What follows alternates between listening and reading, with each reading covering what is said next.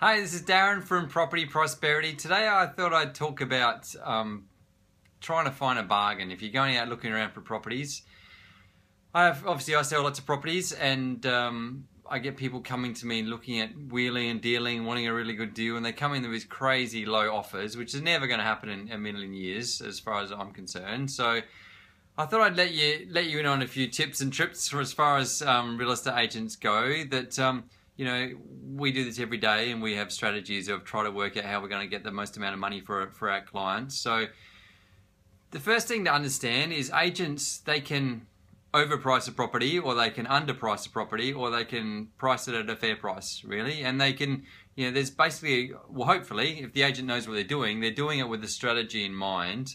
If they're Hi, thanks for the like, appreciate that. If you like what I say, then click on the like button. If you don't like it, then still click on the like button anyway. So thanks for watching. Yeah, so basically, agents, if an agent's good at what they do, they're doing things for a reason. So if you see something on the market and, you know, sometimes what people think is they have to offer less than the asking price. You know, they've got this thing in their mind that if they offer less than the asking price and they buy it for less than the asking price, they've got a good deal.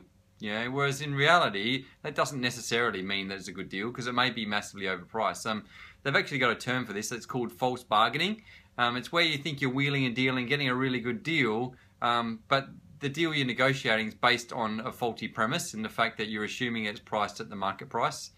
And so in actual fact, the agent might even know they're overpricing it, and they're just waiting for you to, they're expecting you to come in at a lower price. And then so you come in, example wise, you know, let's say the property's worth $500,000. They put the property in the market at $550,000. You might say, then I'm a really good negotiator and I'll come in at $510,000. You know, and the agent goes, oh, we're not sure if he can accept $510,000, and he wheels and deals you, and eventually gets up to $515,000. You're like, man, I can't believe how good I'm at negotiating. But in reality, the property was only worth $500,000 anyway, so you ended up paying another, you know, $15,000 more than what a realistic price should have been. So that's one example of where, you know, you can end up thinking you've negotiated a really good price and you think you've got a bargain, but in actual fact you've missed out because, you know, you didn't really understand what the true value of the property was from the start. And secondly, the other thing could come in as a property, let's say it's worth $500,000. The agent just needs to sell it, or the owner just needs to sell it. He talks to the agent and said, hey, just get this thing sold really quickly. They've come in at, you know, $460,000. You know, even though it's worth $500,000, everyone knows it's worth $500,000 except for you come in the market. You think, oh, $460,000, I've got to come in less than the asking price. You come in at $450,000. Problem is, you know, within 24 hours that property's sold, and you look back thinking, man, $460,000 was a pretty good price. I should have taken it then. But you've offered at $450,000. You've missed out on the opportunity. You could have come straight in and offered $460,000, got a really good price, bought the property, and made $40,000 straight away. So that's an example of you trying to bargain on a property which you didn't have to bargain on. It was already a good price. So I quite often get that. You know, I spend a lot of time with my vendors. My preference is to price the property fairly, you know, around asking price. Sometimes it works out good to price it a little bit less than the what a fair price is, because then you get a lot more people come and look at the property. What I'm trying to do is create sort of auction environment where I get heaps and heaps of people there, and then they start to fight for it. Then people, you know, start out with the whole emotion of greed, I suppose. They think they're getting a bargain, and then what happens before you know it, you know, you get 4 or 5 people fighting for it. They suddenly fall in love with it, and then you get the emotion of the fear of missing out, and then people don't want to miss out of this amazing opportunity, and then they're paying a little bit more than they otherwise would. So in that instance, and obviously, you know, you have to really do your research and stuff, but my logic is, and I've done this many times before, we underprice the property a little bit, get lots of people in there, and then start creating this sort of bidding frenzy, and you end up getting $20,000, $30,000, $40,000 more than you otherwise would, purely because you've got so many more people in there from the very start. Whereas if we priced it at a fair price, or a little bit more than a fair price, then we get a lot less people from the start, and we get a lot less people competing for the property then. So that's some of the logic behind it. In that example, if I'm underpricing a property, I still get people coming in offering less than the asking price. I'm like, why are you doing that? The price, it's like a really good price anyway.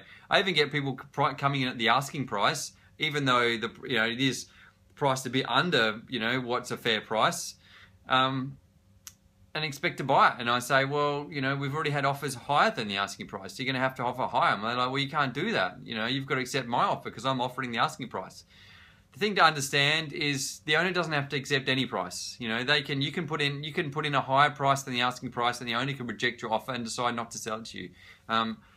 For some reason, I think a lot of buyers feel like it's their right to be able to buy a property, and the vendors have to sell it to them if they've offered what they think is a fair price. When in reality, the owners don't have to accept your offer, and they can change their mind. They might put it on at at 500,000, and then you offer 500,000. They decide they don't want to accept it, because at the end of the day, if they've had 20 other people lining up at the first open, all offering 500,000, then maybe they're going to get more than that. So why wouldn't they hold off a little bit longer and potentially accept a higher offer? So I just want to let everyone understand this, because this is when, you know, people miss out on really good deals because they're always looking for this bargain. They're always trying to find this amazing deal.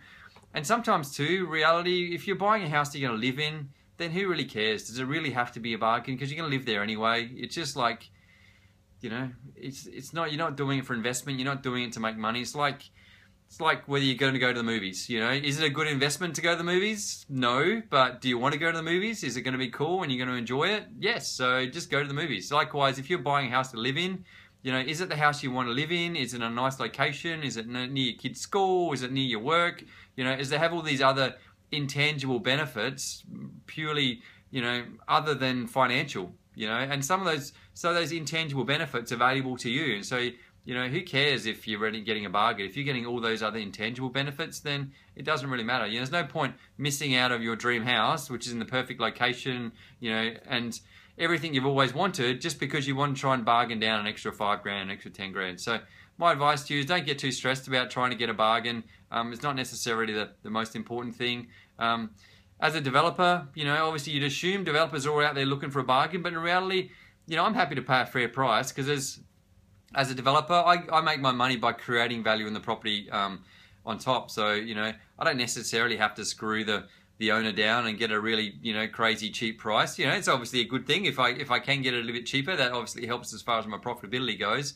But where I make my money is by creating extra value in the property that otherwise can't, you know, be reached by other people, I suppose. Adding, you know, 2 blocks or 3 blocks, or being able to do some sort of subdivision or development, which is going to create extra value. You know, particularly the more experienced you are, the more value you can create with that other people can't. And so that, you know, if you can see value that other people can't, then you can create, you know, a lot more value than everyone else can. So you can pay a fairer price, and it still works out as, you know, just as profitable, or probably more profitable than any other deal. So thanks for the like, I appreciate that, and thanks for watching. So hopefully that's made sense. Hopefully people don't get too stressed about this whole trying to find a bargain thing, because I've talked to so many people that they've been looking around for years and they're constantly trying to find a bargain. The problem is the market keeps going up, and then they have to keep readjusting what they think they're willing to pay, but they always want to pay a little bit less than the asking price, and then they miss out on all these deals, and then they have to readjust their asking price up again, but then again it's still not as high as where the market's at.